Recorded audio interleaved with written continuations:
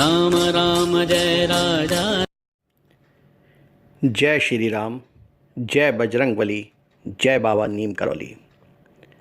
महाराज जी की कथाओं की अनंत श्रृंखला में एक अन्य सुंदर कथा आज आपको सुना रहा हूँ। नेपाल की तलहटी में स्थित नानपारा ग्राम, जिला बहराइच में श्री ओमकार सिंह डीआईजी पुलिस का एक बहुत बड़ा फार्म था।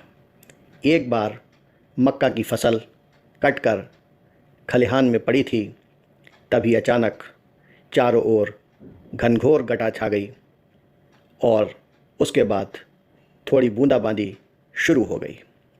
श्री ओमकार सिंह जी बहुत बेचैन हो गए, क्योंकि उन्हें उस फसल की बड़ी चिंता हुई और उन्हें लगा कि यदि इस प्रकार वर्षा हुई तो उनकी हज़ारों रुपए की फसल पूरी तरह बर्बाद हो जाएगी।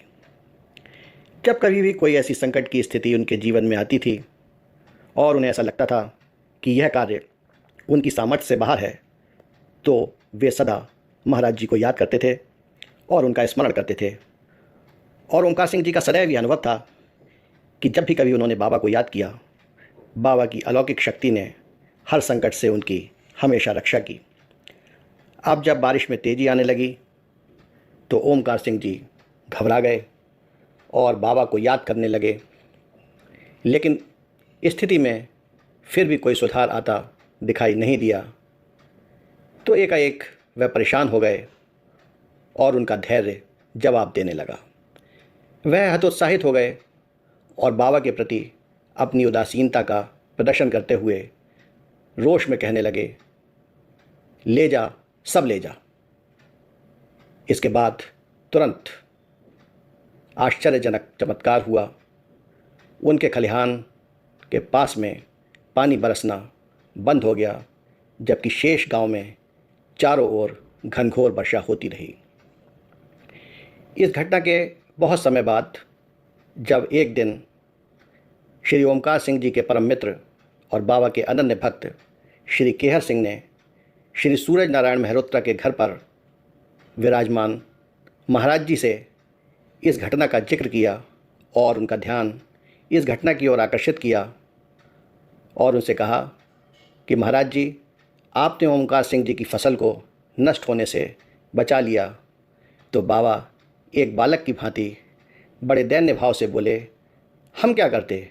वह गुस्से में बौखला गया था और चिल्लाने लगा, ले जा, सब ले जा।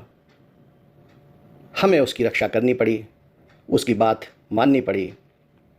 महाराज जी की इस अलौकिक शक्ति का परिचय उनके महाप्रयाण के बाद भी मिलता है और सभी भक्तों को यह अनुभव होता है कि जब भी कभी भक्तों के जीवन में कोई संकट आता है और वह शरणागत होकर करुण स्वर में बाबा को याद करता है, तो महाराज जी सदैव उसकी सहायता करते हैं।